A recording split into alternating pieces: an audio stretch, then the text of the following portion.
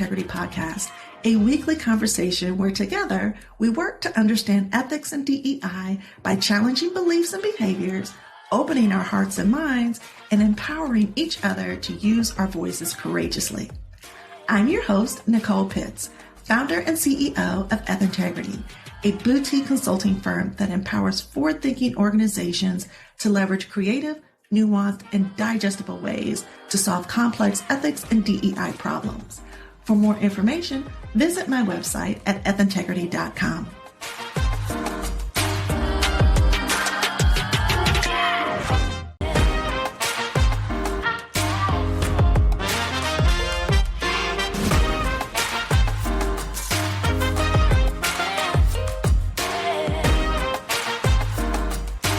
To the Ethintegrity Podcast, Hilary. It's so great to have you. Thank you for having me. I'm excited to be here. I'm excited for you to be here and to talk about branding and storytelling and how we as entrepreneurs, even big businesses, how we do business more ethically and also include and enmesh DEI into what we're doing, how we can be comfortable with the messaging that we're putting out.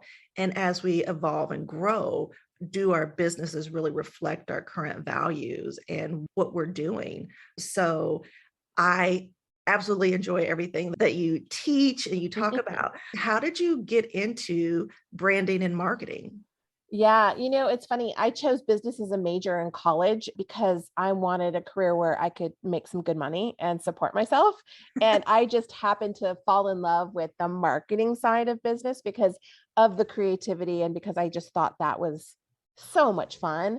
And then I think the branding part of it came in when I started working at Disney, because it was a very well-known, well-established global entertainment brand when I joined it. And a lot of what we would have to do in marketing is to consider what the brand was and what the fans' expectations were. So we always needed to figure out how to meet expectations, but even more than that, exceed them. And so I was just fascinated by the idea and the power that a brand held for people. Mm-hmm. Especially the happiest place on earth. The happiest place on earth. Yeah, that is definitely marketing for the parks. And depending on the day, you decided if it was or not. So how did you end up working with Disney, especially on their film side? The story really starts with, I was unhappy in the first job I had out of college. I worked as an assistant media planner at an ad agency in Seattle, but I was working with companies like Silicon Graphics and Boeing, and I was like putting insertion orders for print ads in magazines like Aviation Week and Space Technology. And I didn't care about any of it. I wasn't interested in any of it. None of it lit me up, right? Mm-hmm. So one day I made a list and I said, okay, what do I love? Because you can market, you can brand, you can advertise anything.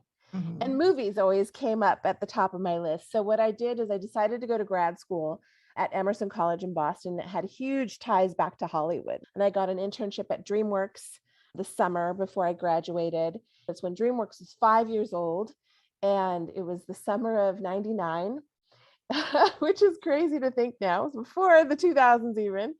And everyone from Dreamworks was kind of like the people who left Disney and they started their own studio. So everyone knew the Disney people. And the thing they always said is like, whatever you do, just don't work at Disney. But everyone knew each other. So I ended up meeting a ton of people at Disney, making friends at Disney, and my resume got passed around and I ended up there. But my goal had been the whole time in going to grad school is I just want to work at a major motion picture company in their marketing department in Los Angeles. That was my goal. I kept that vision front and center and I made it happen. I hadn't cared whether it would have been Disney, DreamWorks, Sony, Fox, Paramount. I didn't care. But once I was at Disney, I'm like, oh, wow, this is sort of like the cream of the crop. This is where you have not only the bigger umbrella brand, you have individual brands with every single film release, but you're thinking about like, nobody else says, I'm going to go see that new Universal picture this weekend, or I'm going to go see that new Warner Brothers flick. But they say Disney and they say Pixar and they say Marvel. And we were working with global brands. And so the branding piece of it really attracted me. And I was really good at doing it too. So that's how I ended up at Disney. And ironically, the one industry book I read when I was in grad school was Work in Progress by Michael Eisner, who was the CEO of Disney at the time.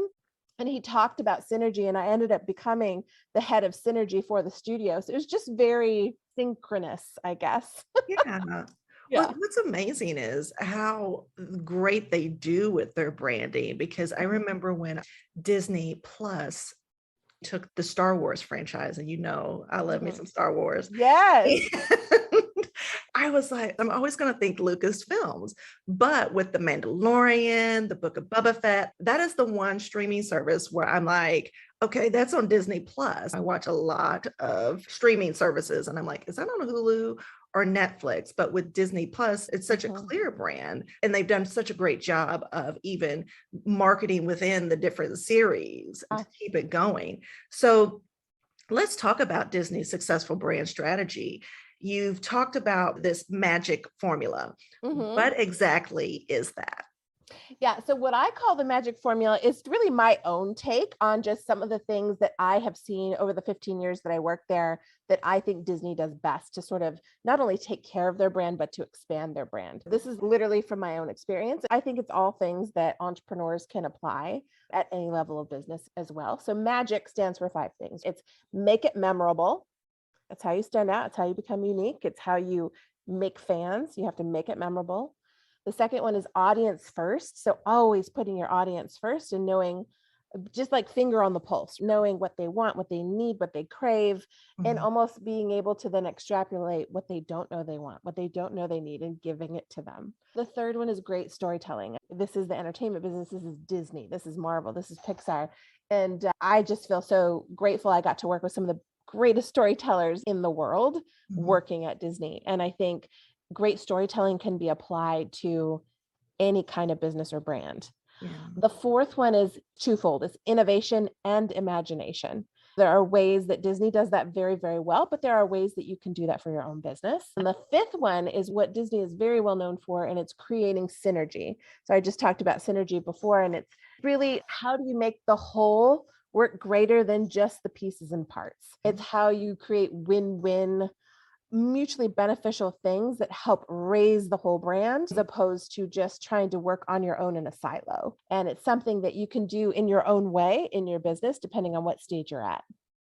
What would be an example of somebody or a company that's used what you've termed this magic formula in a great way? I'm going to use Geico as an example. If you think of Geico, why do they have a gecko in all their commercials as their lead spokesperson? Well, number one, I'm sure what happened to start was people were mispronouncing Geico and calling it gecko. So instead of correcting people, they embraced it and said, let's just make a gecko our person. That's just the face of our brand. And then it allowed them to create stories with this fun, cute, engaging gecko that people remember. And it's for car insurance, a seemingly boring topic becomes entertaining to attract the audience they want. So next time they think about, oh my gosh, I need renter's insurance, I need car insurance, they're probably going to remember the freaking gecko. Oh, right? I hadn't even thought about that. Yeah. And so that is a way to make it memorable. That is a way to add great storytelling.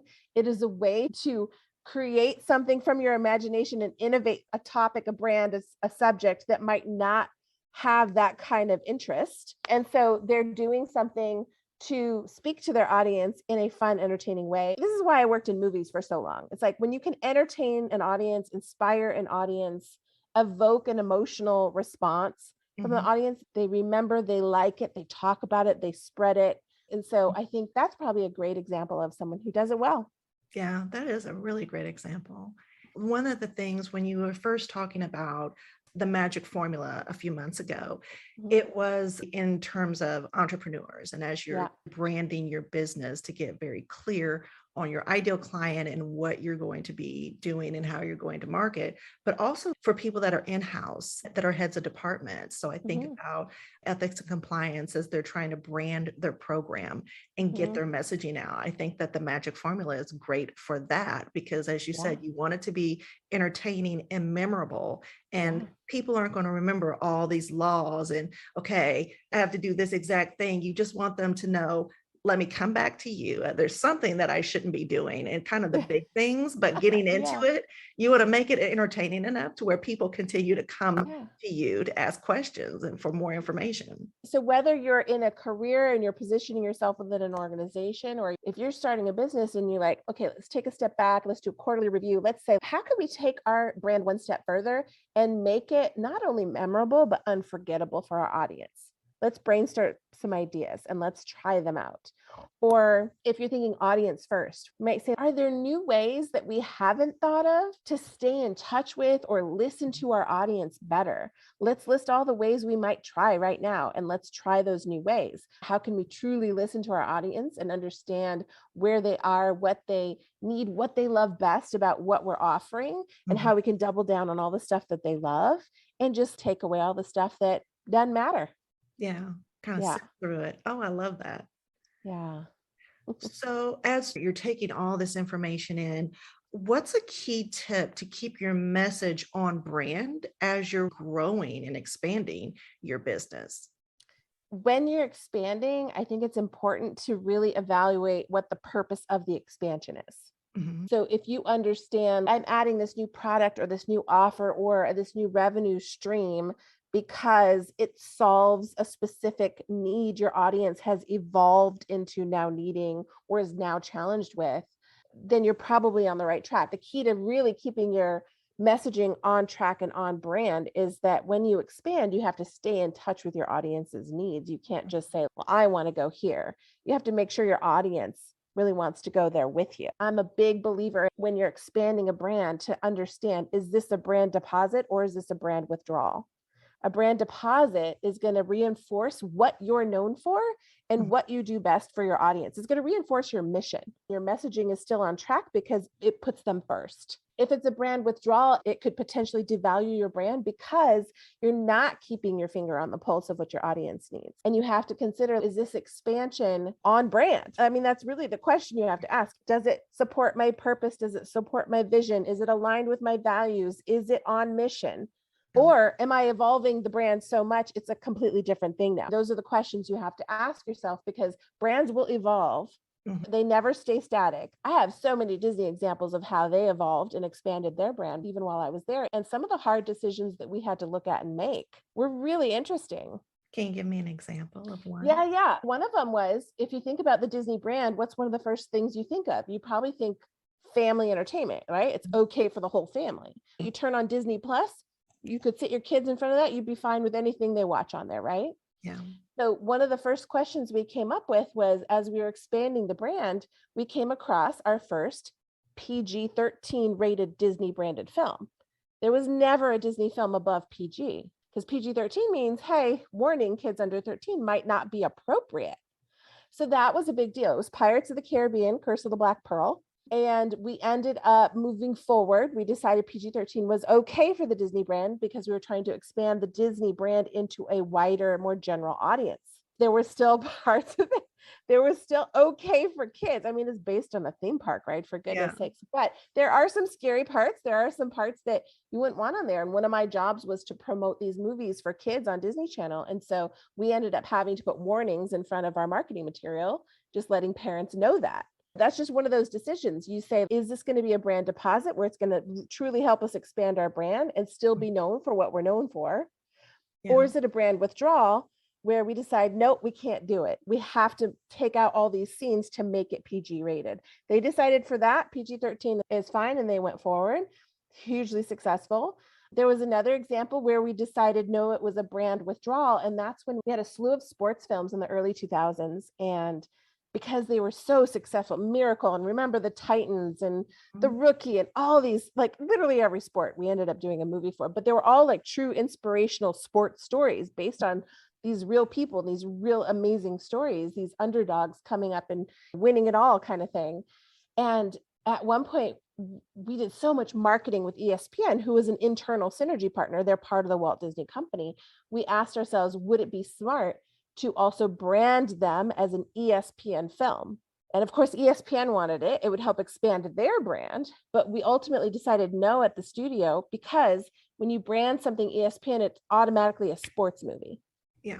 And our biggest audience for inspirational true sports stories was older females. Really?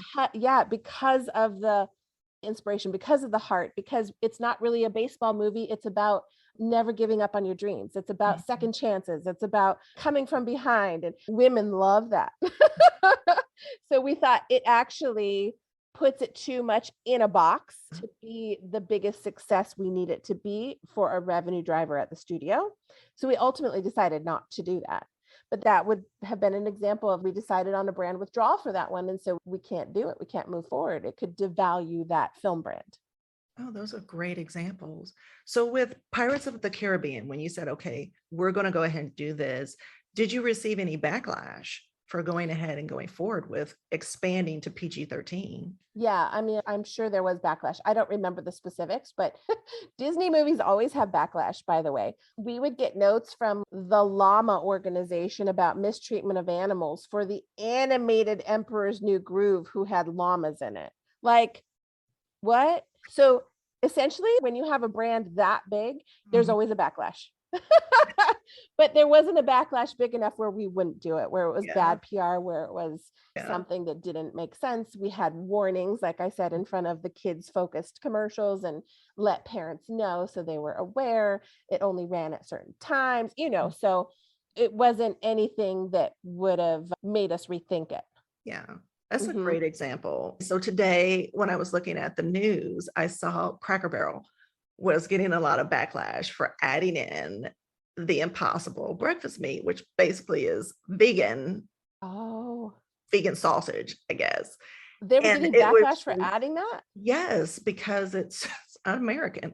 And I was just like, out of all of the issues I have with Cracker Barrel, having a vegan substitute isn't an issue, but it was one of those expanding their offerings and their brand. Yeah. And another one was the Honey Pot with the natural feminine hygiene products. Yeah. And I look at this a lot of times when you have really small businesses that are making products at home, and then they ship them, and there's a shelf life. Yes. And then when you want to grow, as most companies do, you want to be where the money resides, then you have to change your formula if you're going to sell it in big stores like Target. You have to mass produce it. Exactly. And so they ran into supply chain issues, as well as needing to add a preservative to extend the shelf life when it's in Target. They had this very clear ideal client.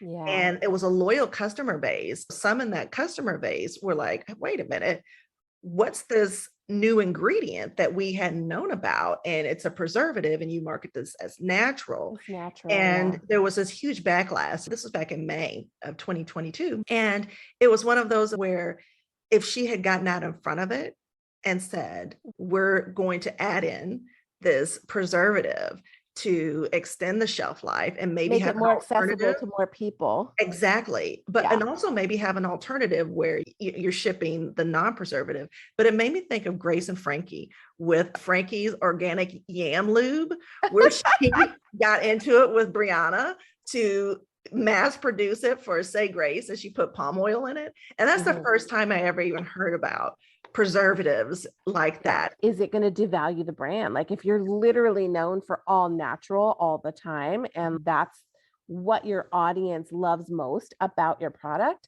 I would probably rethink, how could we expand in a way that was more aligned with who we are? And I don't know the answer to that, but that's the question I would have asked. Or, as you said, just from a PR and marketing and branding, saying, wow, we are all natural, and all of our customers really support us in that. We want to add one preservative so we have the opportunity to be longer on shelves in a nationwide chain, so that this is accessible to more women, because that's another one of our core values, is serving as many women as possible. Something they could have gotten out in front of that, like you said. But it's hard when, if there's ever anything that you feel like you're hiding, it's always going to come out. Right. You can't keep anything a secret.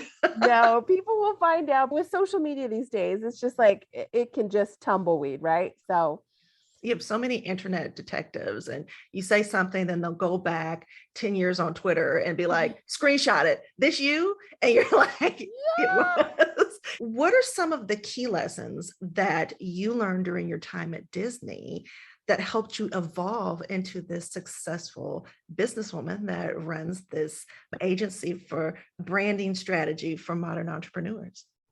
That's a great question. I would say one would be setting a bar for excellence. And it's oftentimes a personal bar. I would say leaning into what you do best. So really embracing your key strengths and what are people coming to you for all the time, and really leaning there.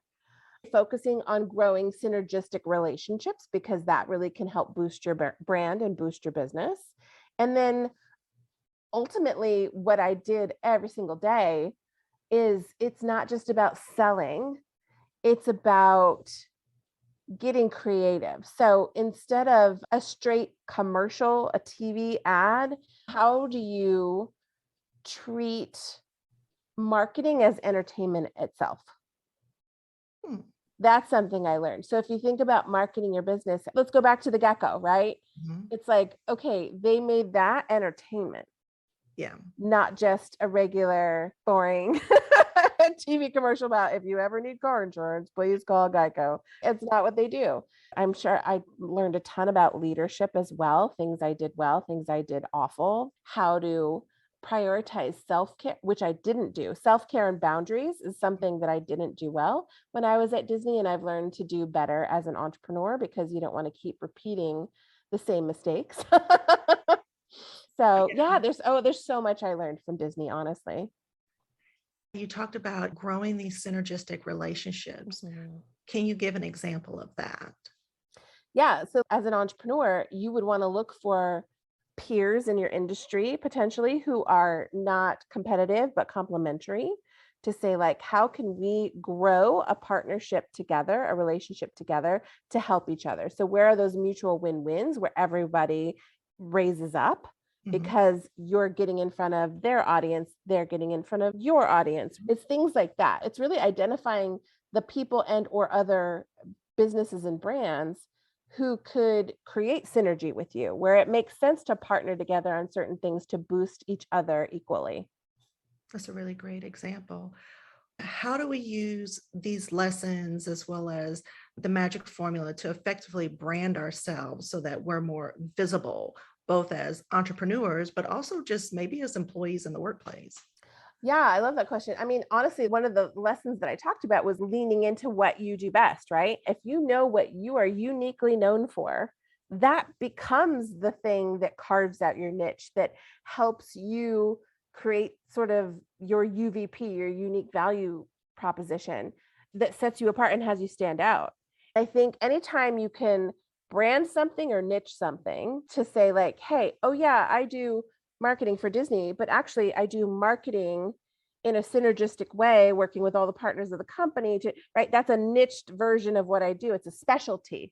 It's how do you specialize if you're in an organization, and then if you're your own business, your own brand, it's this is the unique part of how you position yourself to stand out among a sea of competition, and why you're different and who that difference is meant for, because that's for a niched audience as well. How do we effectively use branding to tell an authentic story that Mm. effectively connects with our intended audience and our ideal client? Branding in general, to me, is delivering this intentional experience to make your audience feel something and then have them choose you as their top choice. Mhm. Branding helps you really identify that feeling you want your audience to have. And there's no better way than evoking emotion than storytelling.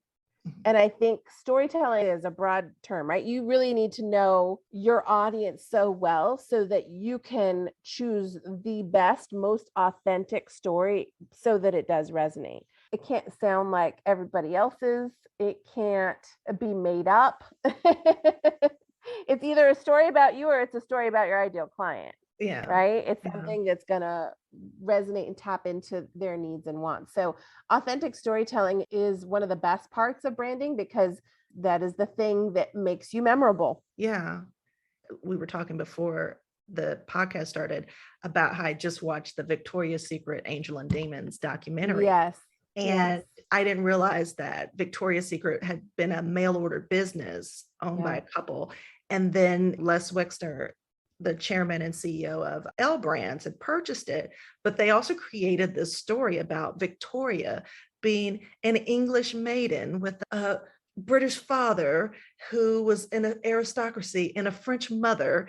And it was this whole thing. And it worked for them up until a point in 2000. Then they had to move it into let's be super sexy and having these supermodels that had bodies that most of us didn't have. Of course. But looking at the ups and downs from that was really interesting just on their storytelling journey.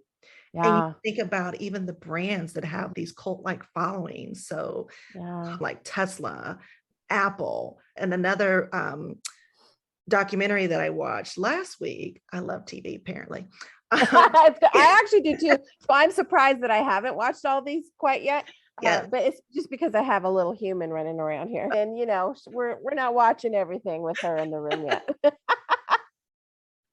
I watched the Wework documentary. Also on Hulu, there is a movie, We Crash, with Jared Leto and Anne Hathaway playing the two characters. But what was interesting about Wework is I only knew about Wework when I lived in London and I was looking for office space. So it wasn't the cult-like thing it was in the US. But listening to it, it's almost like Geico in a way where the business model itself is pretty boring. I mean, you're leasing property and then subdividing it.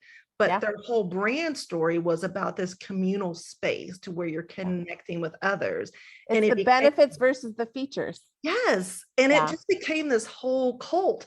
But they were having weekends away. It was like Fire Festival done right with all these different things. But then it became mandatory. And it was just interesting to see how they went from a $47 billion company to nothing. And just really losing so much value. But looking at the brand story, and then as they grew and moved in different ways, it was getting away from those core values, even what they stood for. You have to stay true to what you want to be known for and what you stand for and your values. I mean, even look at Blockbuster. Oh, yeah. What, I mean, how many times have we used it as an example? But they should be the Netflix of today. They should be. But they just didn't move with their customer. They didn't believe that this would no longer be a thing where people would go on a Friday night to the video store to pick out their video and then have to put it in the rewind machine to rewind it before they returned it. Like, what the heck? Yeah. It's almost like Amazon and big box stores as well, which I think has had a major impact when you looked at these major brands, that if they didn't get into really the online piece of it, they've lost market losing share. Out. Yeah. And especially during the pandemic when people weren't going to the mall, it just became, you could get your items quicker, you could return. I rarely go to the mall now. I order everything pretty much online. I do too. It's convenience. But to your point of how do you pivot with that? And thinking about also with our branding, how do we ensure that our branding is inclusive and not exclusive? I love this question actually, but I would say where it starts is identifying ideal clients, because in my branding, I talk a lot about demographics versus psychographics. And I'm not a fan of creating an avatar for your business because I think that is exclusive. I think an avatar is having you picture what that person is going to look like. And they're really focusing on, okay, they live in the suburbs. Do they have a family? Do they have kids? How much education do they have? What's their salary? It's all the demographics, which are the outward descriptors of a person. You can't just have one singular type of person as your ideal client. That's why I always focus on psychographics, because it's your internal motivations, and that can go across any, right? This can be from any gender, from any sexual orientation, from any race. You can still have those internal motivations of why they're excited to achieve this specific goal, what they're currently challenged with, what their dreams are that they want to achieve. It's those things that can connect you to an audience in a more inclusive way. You see that a lot with fashion. There was this great quote from Robin Given. She's an American fashion editor for the Washington Post, and she's also a Pulitzer Prize winning author. But in the Abercrombie and Fitch documentary, she said, the fundamental idea is that fashion is selling us belonging, confidence, cool, and sex appeal. In many ways, the very last thing that it's selling is actual garments. Yeah, And it's interesting. yeah, Benjamin O'Keefe was saying about Abercrombie and Fitch is that people like the brand because exclusion is part of our society. Abercrombie and Fitch had an exclusionary type of brand. Yeah. People, especially those that have been marginalized, want to get that. Like that gives them some credibility, and really looking at how do you take this to that next level, and how they would get so very pigeonholed in one ideal client that when Rihanna came along with Savage Fenty and her all-inclusive body type line, and even Fenty Beauty with her 40 different shades of foundation, these were very saturated markets, but she took that inclusive approach before anybody was really talking about inclusivity. Yeah, so it became a standout. Yes, as a multi-billionaire. And it was just one of those where you think, you don't realize that you're being excluded until you start to be included. That's what I thought, because I was It's such a good way of positioning. And here's the thing is like every brand is trying to do the thing to stand out and be successful, but they also have to evolve with the times. They have to be relevant with the current conversation. It's like the Blockbuster conversation, right? They stopped being relevant with the times. So they went away, right? Inclusivity is such an important thing that consumers are savvy. They don't just like blindly follow brands anymore, right? They are looking into, what do you stand for? What are your values? Are you actually holding up and operating in that way? Are you actually sustainable? Are we actually helping save the planet? Whatever it is, they want to know, because those are the brands that they're going to choose to follow and spend their money on. And they don't want to spend money in places that don't align with their values. That is the current consumer of today. So if you're not on board with doing business that way, then you're going to be left behind. And the way to do business that way is to really establish and develop a brand strategy. Think about also with people that want to use their voice with social media, as you said, with these core values, but how even the model industry has changed when you have these influencers that like a Gigi or Bella Hadid or a Kendall Jenner who did modeling for Victoria's Secret. And then when Me Too happened and they weren't tied to this company where they're reporting issues of sexual harassment and it's falling on deaf ears, they have their own independent platform. So it doesn't affect their livelihood.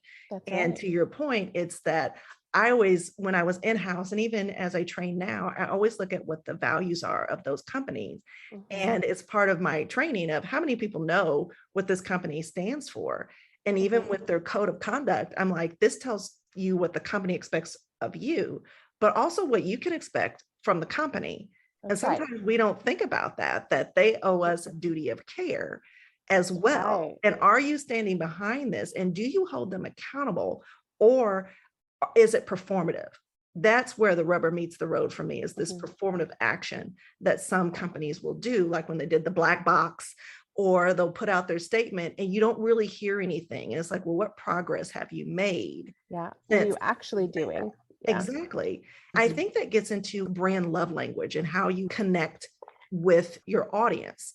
It's how do we embrace our unique skills and the way that we message to really connect with them, but also ensure that we're being as transparent and authentic as possible. Can you give a high level of what you mean by using your brand love language with your business? Using your brand love language is literally like how you can best woo your audience. It's going back to understanding who you're talking to so well that you're using the modality and the entertainment style that's going to work best for that audience. So it can be everything from words of inspiration to storytelling to really leaning into quality expertise or community time, because that's what people crave. But I think in terms of talking about your unique set of skills and how to communicate that, to me, it's branding again. So if you know what's unique and sets you apart, brand that. brand your process. Because I would say if you brand your process and you communicate that to your audience, that instantly, naming something is powerful, number one. It automatically makes it more important, and it automatically makes you more memorable and stand out above the competition, right? Let's say there's a brand photographer and she simply says, hire me because I can get you great professional photos to promote your brand. Okay, great. Versus a brand photographer who says something like, I have a proprietary 3-step brand story technique in how I'm going to help female entrepreneurs tell their authentic story to attract their best audience. And it starts with 1, helping you identify your unique brand story. 2, finding the location and poses and wardrobe that will communicate that to your audience. And 3, giving you a specific for you only formula to give you the content you need to spread across your desired platforms where your audience is hanging out. Like, which one are you going to hire? Yeah. And can I say, I love how you just come up with these things off the top of your head, because you do this all the time. And I'm like, I can barely come up with something for myself. Just how my brain works, right? But that is, I think, one of the best ways to communicate and woo your audience. And that can be a version of quality expertise and storytelling put together, branding your process, naming it, giving it some power and meaning and value. So what are 3 things businesses should do when there is a marketing mistake? I think there's probably a lot of different kinds of marketing mistakes and different remedies for them. I would say in general, if there was like a mistake in your marketing and you were launching something, product, service, whatever it is, and the launch didn't go as planned, you had to do something different, or it just was unsuccessful.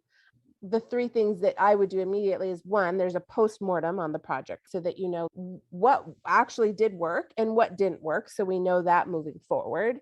I would also evaluate, are you zeroed in on the right target audience, or is the offer not right for your audience? Does that make sense? Is it the right audience? Is the right offer for this audience? Like maybe you have a misstep somewhere where you're not actually putting out the right thing for the right people.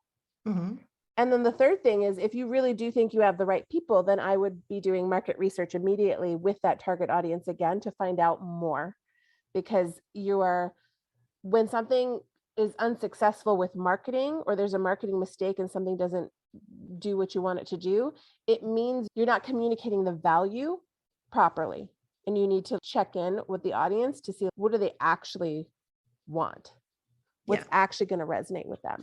But there are also PR mistakes too, which would be a completely different kind of scenario. So that would be just like, oh, it didn't work. Let's reevaluate why that is and dig in. And then I would say, as kind of a bonus, the next time you go to launch something, you could do a beta launch, right? You could do a beta launch where you say, I'm going to actually discount this because I'm still kind of figuring out and retooling how this is going to be delivered once it's full price. And hey, you can get in now for this discounted price so I can get your feedback. And then the next time you launch it, you have either improved it based on that feedback, and or you have testimonials of great results, depending on what we're talking about, that you can use in the marketing for the next full price launch. Yeah, that's a really good example and suggestion. Yeah. There's no shame in beta. That's how a lot of people can really start and grow a business. Start with a beta just to attract the right people and get that experience under your belt, get some results for some of the clients that you know you want to help. And then you can go on and do it like full press. Yeah, that makes a lot of sense. So what are some of the biggest challenges that you see businesses facing right now? And what tips would you give them to handle that successfully? I would say one of the biggest challenges is always just breaking through the noise and the clutter and standing out. There's so much competing for an audience's attention that's even beyond your own industry. So you just have to consider, where is their time and attention being spent? So sort of breaking through the noise, I would say one thing. And then the other thing I think is how to create a more personal touch in this sea of online businesses we now have that are a little bit more automated and a little bit more impersonal. And I think branding can help with both of those. So it can be creating that story for your brand to be more memorable in the first case, Or in the second case, it's really how do you form personal relationships with your audience? I remember Amy Porterfield, who's a big online entrepreneur. She's got a team. She makes multi-million dollars a year. She's great at what she does. And you might think if you get an answer in the DMs on Instagram that it's someone from her team. And maybe sometimes it is. But she goes in every once in a while and she does a personal voice note back to you, or she does a video back to you.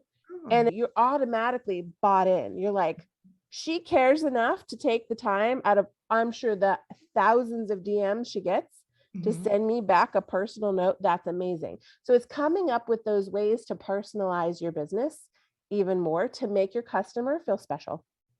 Oh, I love that. I really do love that. So rapid fire questions. Okay. What was your favorite movie project that you worked on at Disney? It's so hard to pick a baby. I've worked on over 250 movies. Oh, wow. The favorite ones are the ones that have a personal meaning attached to it. I would say one of my favorite projects that I worked on was Pearl Harbor. It was a Jerry Bruckheimer movie directed by Michael Bay, because my grandpa was at Pearl Harbor and survived. My dad worked at Hickam Air Force Base. I grew up in Hawaii. And so we did the press junket and premiere on top of a working aircraft carrier sitting on Pearl Harbor. And it was just it was probably one of the hardest times I've ever worked. I did so much. We were doing like unique specials on History Channel. I was like, any cable network that made sense, I was like in charge of, and getting content and shooting content and doing custom intros and outros and hosts and all this stuff. And it was just so much work, but it was so much fun. And I also got to invite my parents at the last minute to the premiere. So it was just this like full circle, amazing kind of moment. So that I loved. I also loved just like, so people might not recognize this as a Disney project because we used to have the Touchstone film banner, but like Sweet Home Alabama, Under the Tuscan Sun, right? These are movies that I worked on and absolutely love, just because they're the kinds of movies that I like to watch, right? So those are fun projects to work on too. But I also loved all the true sports stories because I got to meet all the real guys, right? Like all the US Olympic hockey team who beat Russia in 1980, whatever. And we did the movie Miracle. Like I met all the guys. The goalie made me a jersey. Like it was so cool to like see like what they did and how that's carried through their life and the meaning it had now when the movie was being released. It was just, there's just some cool things you get to do when you work in the movie business. Well, and there's such much, you have that personal touch with it, since, you did get to meet them and all of that. So that's nice. And with Pearl Harbor, since you grew up in Hawaii, then I know that was probably nice too. It was really cool. It was really cool to kind of have my dream job, but also then be back in Hawaii working and doing something with it. Was really kind of a cool thing to experience for sure. If you could be remembered for one thing, what would you want that to be? Inspiring people to find their purpose and go for it. If you could go back and give 18-year-old Hilary a piece of advice on something that you learned along the way to make her life a little easier, what would you give her? I don't know if I would believe it if I heard it, but I would probably say something like, there's no rush. You are always supported. You don't always have to have all the answers, and you can just simply trust that everything is unfolding as it's meant to.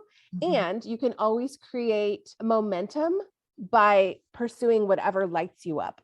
That's great. Whatever lights you up. I'm gonna write this down. I mean, honestly, like that's good at 18, but I should write that down too, because that's probably good for me to remind myself. That's a little mantra. Yeah, that's a good one. What Enneagram type are you? Okay, so here, this is a funny answer. So when I did take the test, I was a 3 achiever, but it was also corporate Hilary. So I think since then, it's been 7 years since I've been in a corporate position.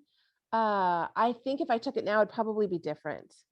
Really? I do. I think it'd be different. I still like to achieve things, but I'm more in touch with sort of my feminine energy and feminine power, as opposed to the masculine, like driven goal set, like get the results that I was in back in that corporate role. So I have a feeling it might be different now. I'm not sure. I'd have to take it again.